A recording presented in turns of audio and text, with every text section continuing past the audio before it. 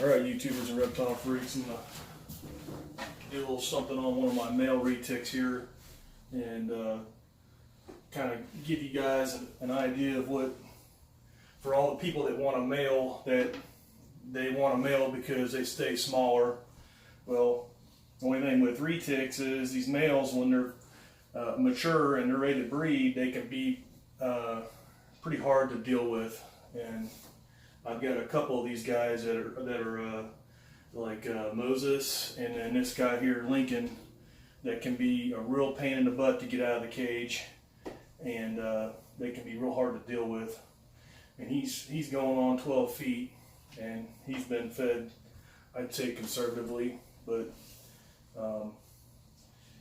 I think that the people that well, I don't want to explain myself here. People that want males that say they're smaller, typically, I'd say the majority of males, if you flip-flop the roles and if you fed a male, if people fed males like they do their females, then I'd say the majority, a lot of the males would grow bigger than the females. And what it comes down to most of the time is the amount of food that these guys get.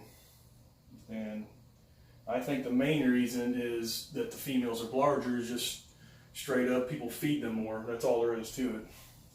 Now it seems like there is a certain point with these guys at a certain growth stage in their growth where a lot of the females, the males' growth rate will slow down, and the females, that growth rate will still keep going.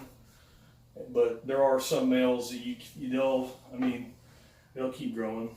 I've got several big ones they're way bigger than what a lot of people that breed the retics will keep their males at, but they're more so pets than anything.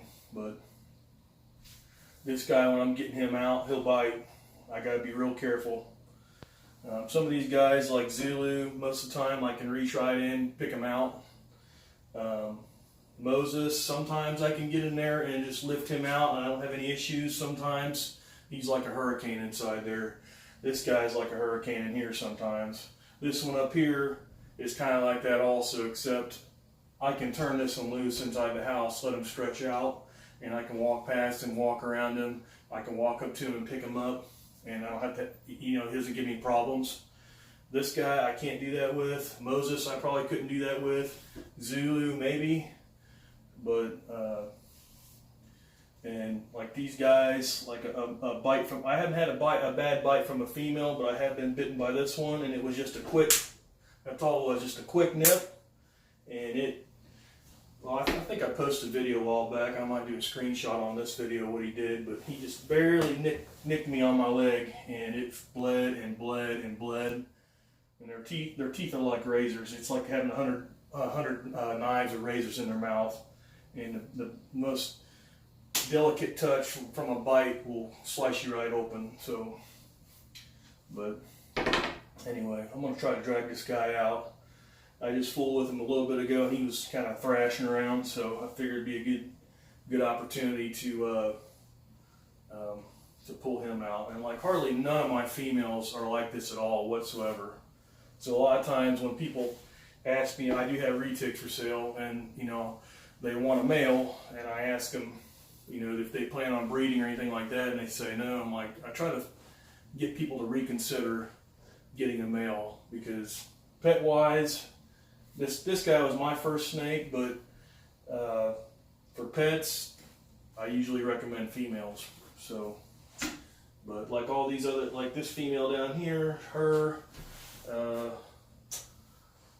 my white phase genetic stripe agar, they're not too bad taken out of the cage at all. I can pretty much reach right in and grab them. The males, nothing like that. So probably how he acts is how people would consider cage aggression. And usually once I get him out, he's not too bad. He's okay to deal with. But once I drag him out here, I'm going to maybe hold him in here a little bit to kind of let you guys see his size, and I'm going to take him in the other room and let him soak, because he does have some retained shed. So I'm going to let him soak in there for a couple hours. But All right, guys. A lot of time, well, usually if I can, I'll try to take the water bowls out. That way it just doesn't make a great big giant mess in here. But anyways, here goes.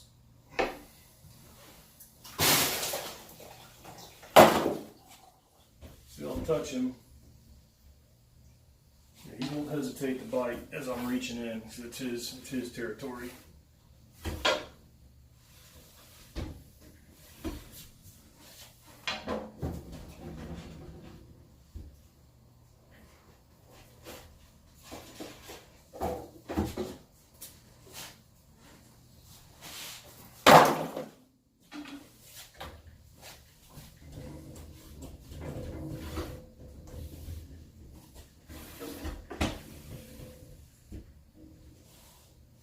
Then I get a lot of people that say, oh, you should always have this, for every 8 foot of snake, you need to have a second person. Well, I am by myself, but for anybody that keeps these guys, it probably is a good idea. So just in case. Now, there have been times where I've worked with one snake, and Moses in particular, and he got out, I was soaking him, he got out of the tub that he was soaking in and was loose in the living room, and it was kind of a situation where I did call on help to get him picked up just in case. So sometimes it is good habit to have an extra hand.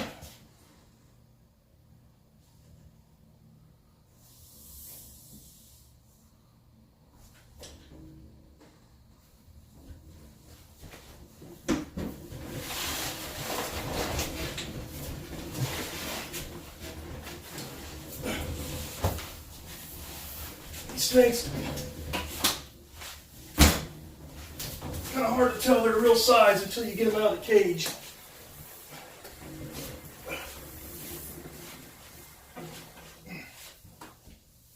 Here it is.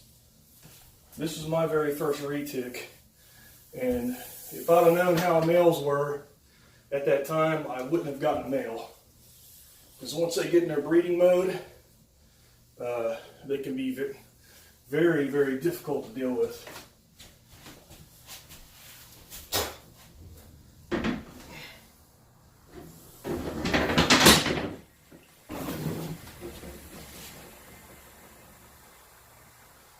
Well, here he is, guys. I'm gonna go put him in his tote soak.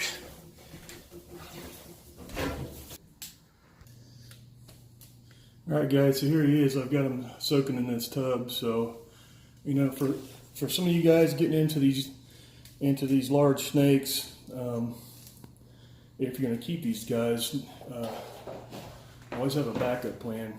Always have someone you can call in order to get help in case you get in a sticky situation. So it's always good to have a close friend that knows what they're doing with these guys, that can come over and help you out if things do get rough. So anyway, till next time, see you later, guys.